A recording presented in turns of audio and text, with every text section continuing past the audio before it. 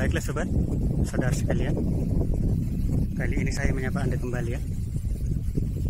Nah, pada kesempatan ini kita membahas atau mengulas tentang buaya yang mati ya. Jadi artinya buaya itu matinya di darat atau di air ya. Nah, jadi kali ini kita bisa mengulas tentang hal itu ya. Coba kita menuju spotnya. Jadi kebetulan di rawa-rawa ini seperti ada saya lihat buaya sekarat atau bahkan mati ya. Jadi udah agak mengambang saya lihat tadi ya. Nah, kita menuju spotnya nih.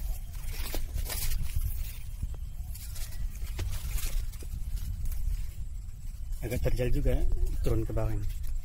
Menuju rawa-rawa itu spotnya.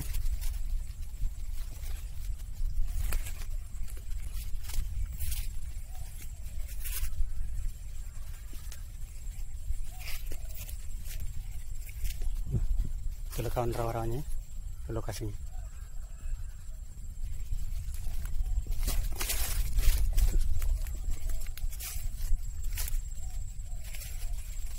Nah, kita udah tiba lokasinya.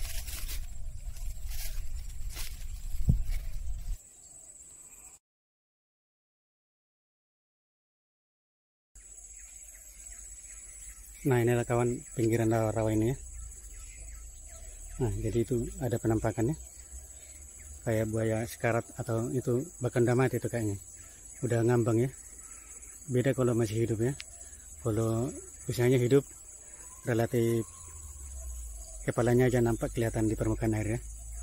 Ini kan udah 100% mulai dari kepala sampai ekor udah mengambang di atas ya. Jadi sebelum kita zoom nanti, jadi posisi kita berdiri ini ke posisi buaya itu kurang lebih 100 meter ada ya.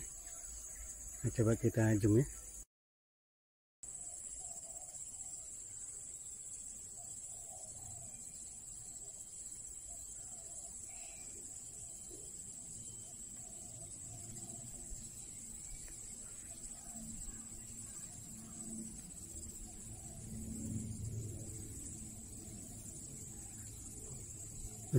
Ada muncul dari belakangnya. Nah, itu perbedaannya ya, ciri khasnya ya.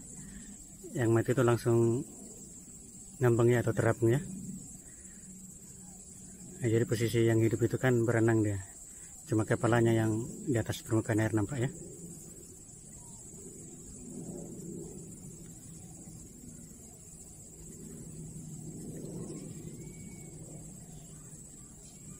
Jadi perkiraan kita ini panjang buayanya kira-kira kurang lebih 4 meter ya, 3-4 meter. Dan perkiraan usianya kira-kira 10 tahun ya.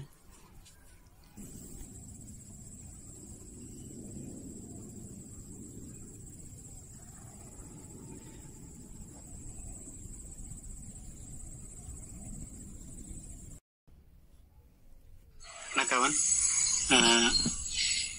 jadi penyebab kematiannya ini ada dua kemungkinan ya. Tentu yang pertama karena sakit ya. Jadi kalau untuk meneliti lebih jauh tentang apa penyakitnya, tentu harus ada penanganan yang lebih teliti ya, tentu yang ahlinya ya. Terus yang kedua ada kemungkinan karena berantem ya. Jadi kalau berantem atau konflik itu ada dua penyebabnya juga. Yang pertama karena perebutan lahan kekuasaan atau daerah teritorialnya. Jadi kalau sang predator ini ya, khususnya buaya, masing-masing punya daerah kekuasaan. Jadi tidak boleh saling berebut lahan kekuasaan masing-masing ya. Bila ada nanti memasuki wilayah kekuasaannya, pasti berantem itu. Jadi siapa yang kuat, itu dia bertahan. Siapa yang lemah, pasti menjauh dari lokasi tersebut ya, mencari tempat yang lain. Dan yang kedua, perebutan pasangan ya. Misalnya kalau pada musim kawin, itu jantan itu berebutan pasangan itu, untuk pasangannya ya. Kalau pada musim kawin, jadi siapa yang terkuat itulah nanti jadi pasangan betinanya. Yang lemah nanti mungkin berjaga-jaga atau menunggu tempat lainnya. Jadi yang paling fatal kawan, kalau berantem yang paling fatal itu selain ekornya, itu yang paling fatal itu kepalanya ya, rahangnya itu ya. Jadi selain keras dan kuat, itu bisa mengakibatkan fatal ya, bahkan kematiannya.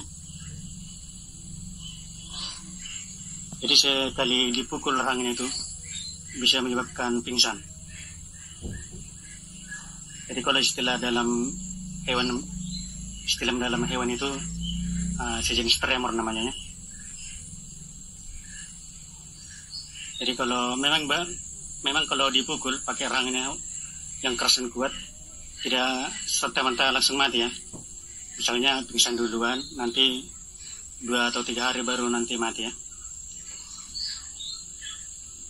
Jadi kalau yang ini buat dugaan kita itu kurang lebih 2 hari kayaknya. Jadi kalau 1 hari pertama itu ya belum langsung mengambang ya, masih normal dia, kayak buaya hidup masih di air deh, bukan langsung mengambang ya. Ini perkiraan 2-3 hari mungkin. Ini udah mengembang ya, udah mulai bengkaknya, udah mulai kembung. Jadi memasuki fase 3-4 hari nanti baru mengelupas kulitnya ya. Jadi itulah kawan habitat alami ya, hukum alami itu atau hukum hewan itu berlaku ya. Siapa yang kuat dia yang menang, siapa yang lemah menyingkir ya, menyingkir di tempat lain.